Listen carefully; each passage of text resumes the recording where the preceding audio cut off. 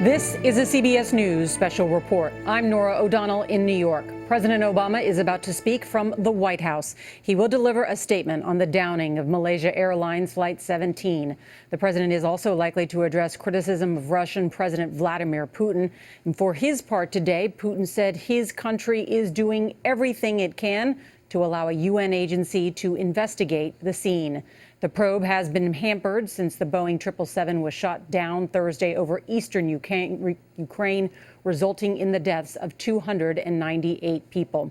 For the first time this morning, armed rebels allowed forensic experts from Holland to view the bodies, many of which are now being kept in rail cars about 10 miles from the disaster site. Let's bring in our chief White House correspondent, Major Garrett. And Major, we heard from President Putin overnight. Is this going to be a response from President Obama?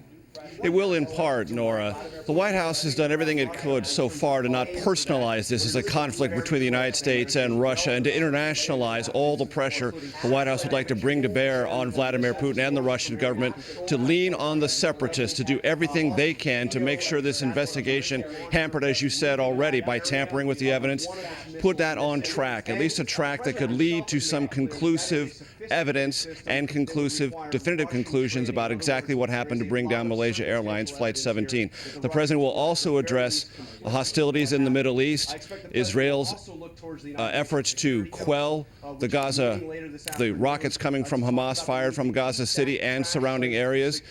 Secretary of State John Kerry is due to arrive in Cairo, Egypt later tonight to begin the process of trying to obtain a prolonged ceasefire between the two. But Ukraine will be the top of these president's remarks, putting pressure on Putin to get him to do more for this investigation. Here's the president. Good morning, everybody. I want to make a brief statement about the tragedy in Ukraine. Before I do, though, I want to note that Secretary Kerry has departed for the Middle East. As I've said many times, Israel has a right to defend itself against rocket and tunnel attacks from Hamas. And as a result of its operations, Israel has already done significant damage to Hamas's terrorist infrastructure in Gaza. I've also said, however, that we have serious concerns about the rising number of Palestinian civilian deaths and the loss of Israeli lives.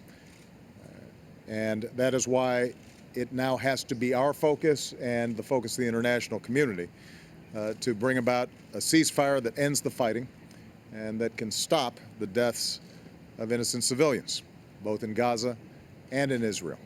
So Secretary Kerry will meet with allies and partners. I've instructed him to push for an immediate cessation of hostilities based on a return to the November 2012 ceasefire agreement between Israel and Hamas in Gaza. The work will not be easy. Obviously, there are enormous passions involved in this and some very difficult strategic issues involved. Nevertheless, I've asked John to do everything he can to help facilitate a cessation to hostilities. We don't want to see any more civilians getting killed. With respect to Ukraine, it's now been 4 days since Malaysian Airlines Flight 17 was shot down over territory controlled by Russian-backed separatists in Ukraine. Over the last several days, our hearts have been absolutely broken as we've learned more about the extraordinary and beautiful lives that were lost. Men, women, and children, and infants who were killed so suddenly and so senselessly. Our thoughts and prayers continue to be with their families around the world who are going through just unimaginable grief. I've had the opportunity to speak to a number of leaders around the world whose citizens were lost on this flight, and all of them remain in a state of shock, but frankly also in a state of outrage. Our immediate focus is on recovering those who were lost, investigating exactly what happened, and putting forward the facts. We have to make sure that the truth is out and that accountability exists. Now, international investigators are on the ground. They have been organized. I've sent teams. Other countries have sent teams. They are prepared. They are organized to conduct what should be the kinds of protocols and scouring and collecting of evidence that should follow any international incident like this. And what they need right now is immediate and full access to the crash site. They need to be able to conduct a prompt and full and unimpeded, as well as transparent, investigation.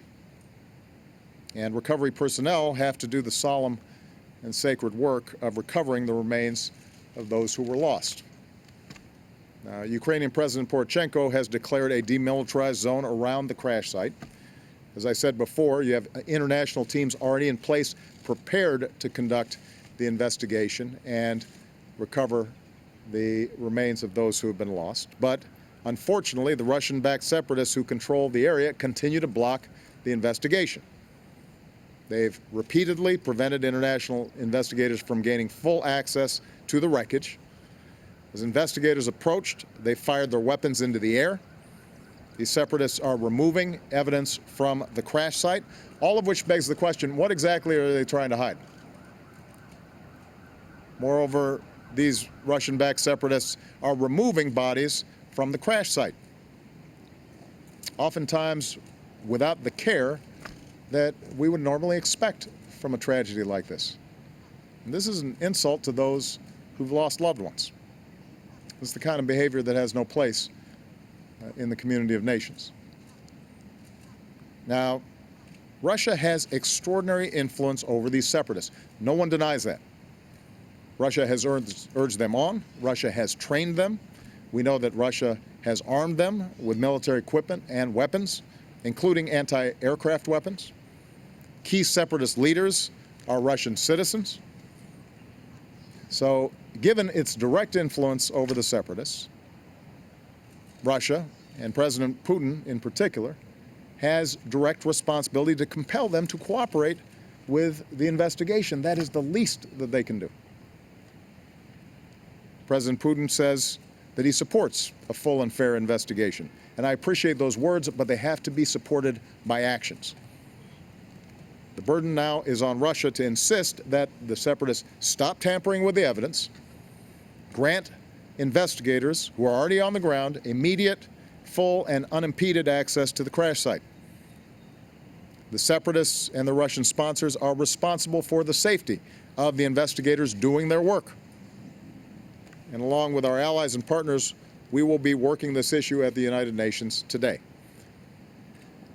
More broadly, as I've said throughout this crisis, and the crisis in Ukraine generally, and I've said this directly to President Putin as well as publicly, my preference continues to be finding a diplomatic resolution within Ukraine. I believe that can still happen. That is my preference today, and it will continue to be my preference. But if Russia continues to violate Ukraine's sovereignty and to back these separatists, and these separatists become more and more dangerous and now are risks not simply to the people inside of Ukraine, but the broader international community, then Russia will only further isolate itself from the international community, and the costs for Russia's behavior will only continue to increase. Now's the time for President Putin and Russia to pivot away from the strategy that they've been taking and get serious about trying to resolve hostilities within Ukraine in a way that respects Ukraine's sovereignty and respects the right of the Ukrainian people to make their own decisions about their own lives. And time is of the essence. Our friends and allies need to be able to recover those who were lost. That's the least we can do. That's the least that decency demands. Families deserve to be able to lay their loved ones to rest with dignity.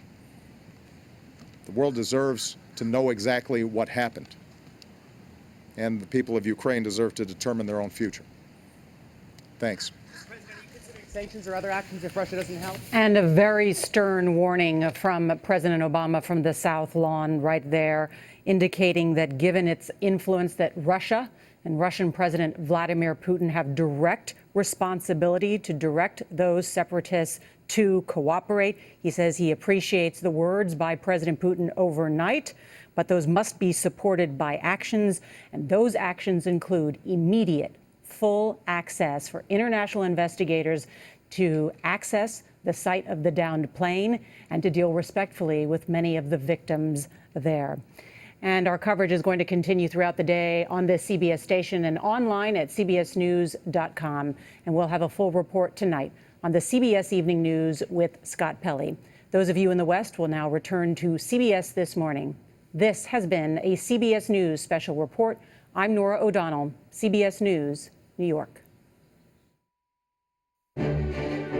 For news 24 hours a day, go to cbsnews.com.